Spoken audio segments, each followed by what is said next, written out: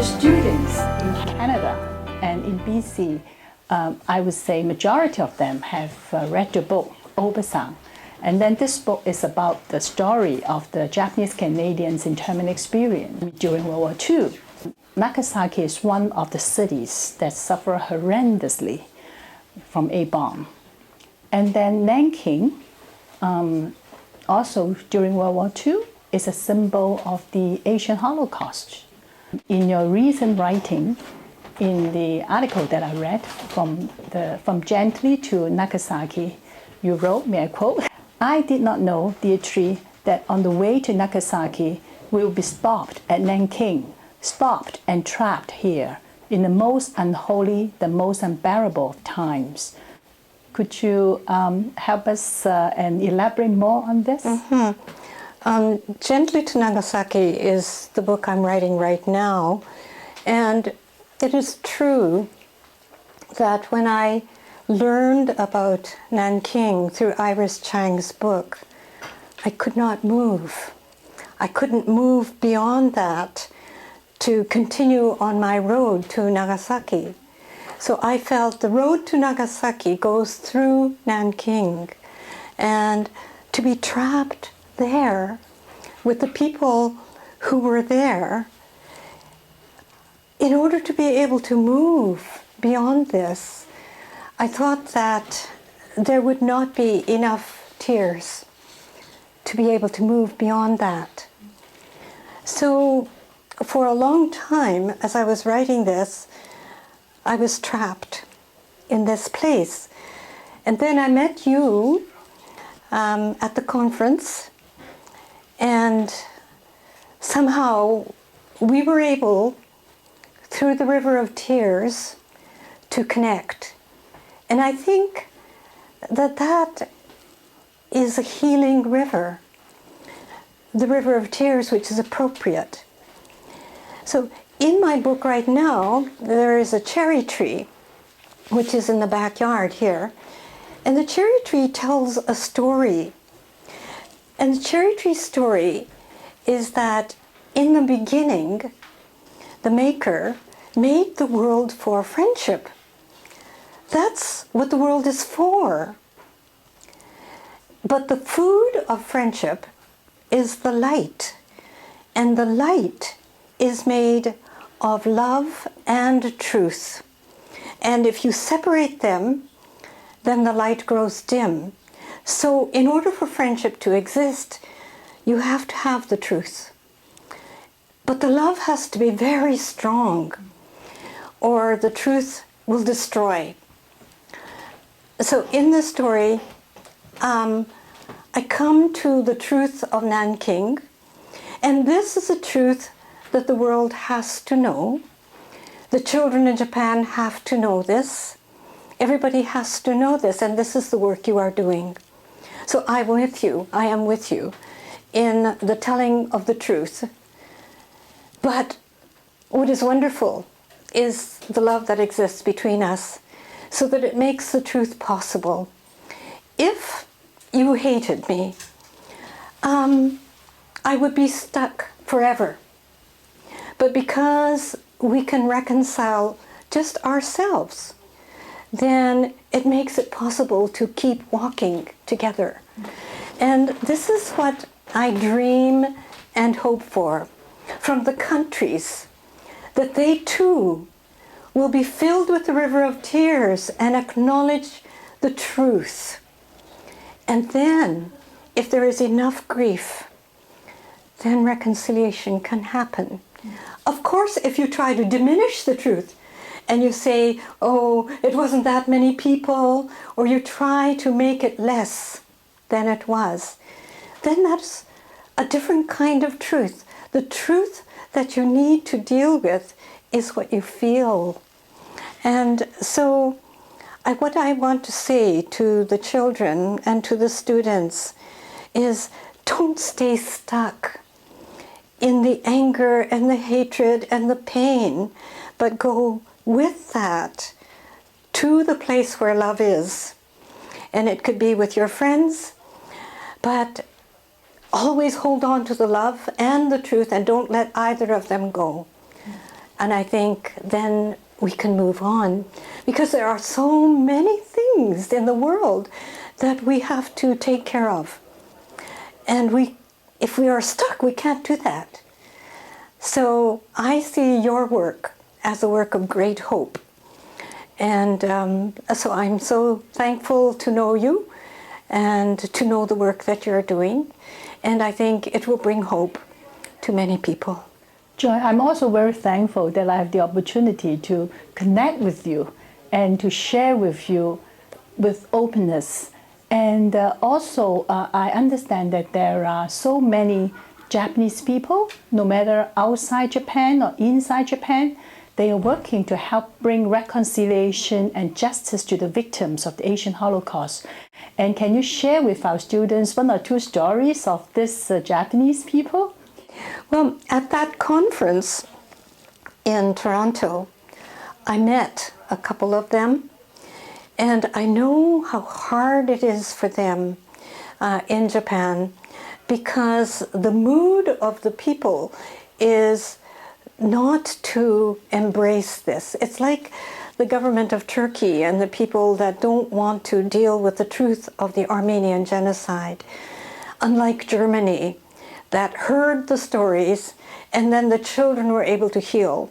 So you remember the name of the man in southern Japan who lost his job? Masaki? Yeah. Masaki Yoshioki. That's right. I am impressed with his courage. Now that I'm 76, I forget.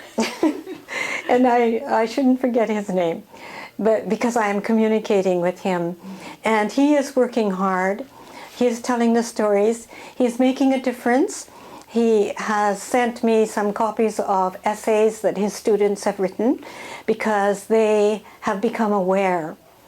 And so that is a small thing, but it is a hopeful thing. And I think the thing about this little light, when it is the right thing, then it will not be destroyed. It will not, no matter how many people want to squelch it, it will keep going. Mm-hmm. So there are people like him here and there. And there are lots more people that want to stomp on that light.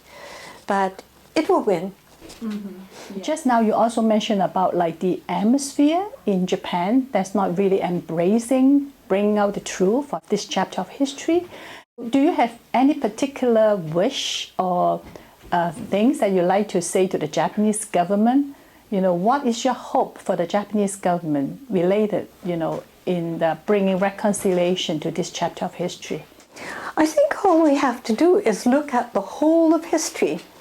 And you will see that the stories that are hidden are going to come out. You might as well accept that, is what I want to say, and respond appropriately.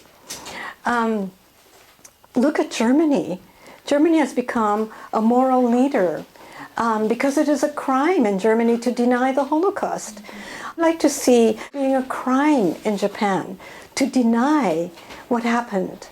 But it isn't. There are still people that are allowed to say these things did not happen, or that they're not so big, or that it is propaganda, or all of these things. So I would like the government of Japan to be more actively engaged in the telling of the truth, and in having all the people of Japan know about it. I would like to see movies and monuments and exchanges and storytellings so that the people know there are millions of stories that are not known. Mm-hmm. And so I think we need to have more of a storytelling time. Some of our students, they may say, we are Canadians, and Asian Holocaust happened during World War II in Asia. So what does it to do with us Canadian students? What would you say to them? I would say that there is a voice somewhere that speaks to us. And there may be some people who are drawn to Africa, some people who hear the voice that calls them. So one has to say, what is the voice that is calling me? Does it have anything to do with my ancestry? I did not choose to be born of Japanese ancestry, But in my experience as a Japanese Canadian, the identity was forced on me, and I could not deny it. So even if I would like to say, no, I am not Japanese, which I did almost all my life, still, that is the way other people see me. So that is a mirror. And so I think if you are born, we are part of society, and how people reflect on you cannot be denied. So I cannot deny my Japanese ancestry. I would be more comfortable if I could, but I cannot. So I will accept that. And it comes with a burden. It's a heavy burden. I did not want this burden. If as a child I would do anything except be Japanese. But this is where I'm planted. This is my pot. So with this burden, I have a responsibility. So I will use that.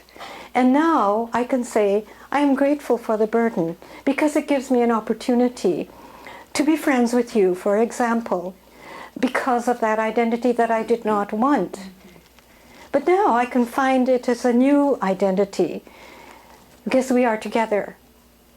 So we have gone beyond that identity. But if like other Canadian students, I mean, like say for example, if they're Caucasian, then they will say, what does this chapter of history has to do with me? So what will you say to them? I would say that where there is suffering, where we experience the suffering of anybody, we are drawn by that. That becomes part of us. We are hooked by that. There was huge suffering back then. There is huge suffering today. Some people are called to the huge suffering today, and that becomes their main identity. So if a person says, I am not connected to that suffering, that is not true, because all human suffering connects us. But it may be that your work is this other kind of suffering. So I would say, I am connected to all the suffering. I'm connected to the suffering in Nagasaki too. It is huge. And so with the comfort women, that suffering, I'm connected to that too. And so suffering connects us.